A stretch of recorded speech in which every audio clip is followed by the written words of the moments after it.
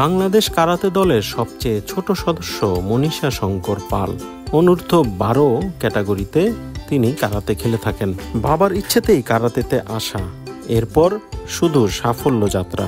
অনূর্ধ্ব 12 ক্যাটাগরিতে অনেক টুর্নামেন্টেই অংশগ্রহণ করা হয়েছে মনীষার, আর সেসবে সাফল্য পেয়েছেন একের পর এক।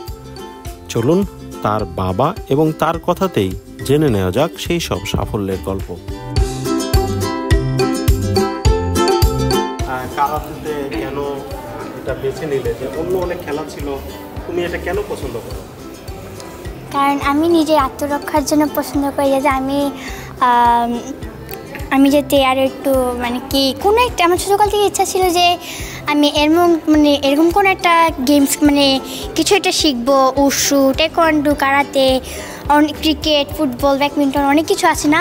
তো এখানে বলছিলাম, তো বাবাকে বলছি, বাবা আমাকে এরকম কোনো একটু কিছু শেখাতে। বাবা বললো যে তুই কারাতে শিখবি? হ্যাঁ আমি শিখবো। তো তখন আমার বাবা কারাতের কোচ। আমি বাবাকে বলছিলাম, বাবা আমি এরকম কিছু একটা শিখতে চাই। তো বাবা বললো যে তুই কারাতে শিখবি? হ্যাঁ আমি কারাতে শিখবো। তো এখান থেকে আমি কারাতে শিখলাম ছোটোকাল, এই যে 3.5 বছর থেকে আমি কারাতে স্টার্ট করেছি। আপনার মেয়ে বলছিল যে আপনাকে জিজ্ঞাসা করার সাথে সাথে আপনি রাজি হয়ে গিয়েছেন যে ওকে কারাতেতেই দিবেন। বাবাদের তো একটা ইচ্ছা থাকে যে এমন একটা পপুলার খেলাতে দেওয়ার, আগে কারাতে কেন বেছে নিলেন? এখন আমার মেয়ে সহ আমার প্রায় এখন 200 স্টুডেন্ট আমার আছে। তার মধ্যে বিকেএসপিতেও টিকেছে, গতবার খুব ভালো রেজাল্ট করছে, 7 জন টিকেছে সারা বাংলাদেশে, সেখান থেকে আমার 2 জন। এর পরবর্তীতে ক্লাব পর্যায়ে যতগুলো টুর্নামেন্ট হয়েছে, এই মনীষা শঙ্কর পাল কাতা কবিতাতে উভয় ইভেন্টে গোল্ড।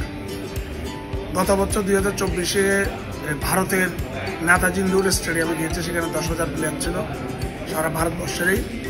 সেখানে আন্তর্জাতিক টুর্নামেন্ট এটা, সেখানে নেপাল, ভুটান, তারপরে আপনার সিঙ্গাপুর, ওই ধরনের যে কান্ট্রিগুলো আছে তারা এসেছিল, সেখানে সে স্বর্ণপদক পেয়েছে।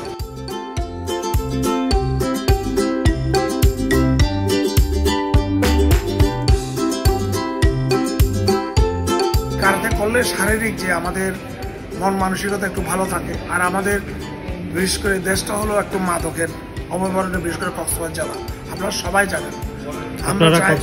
হ্যাঁ আমরা কক্সবাজারে।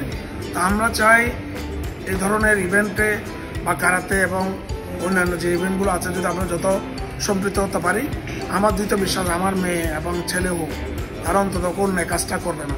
কি স্বপ্ন দেখো তুমি, যে তোমার বাবা এরকম খুশি মনে বলছেন? তোমার কি মনে হয় যে জাতীয় পর্যায়ে যখন আরো বড় পদক পাবা, তখন বাবাকে কতটুকু খুশি করতে পারবে?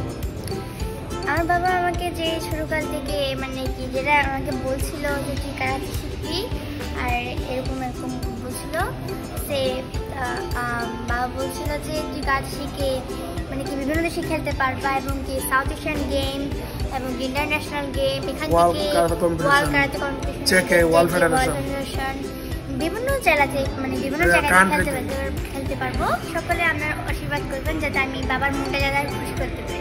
মন না, আমার দেশবাসী মন।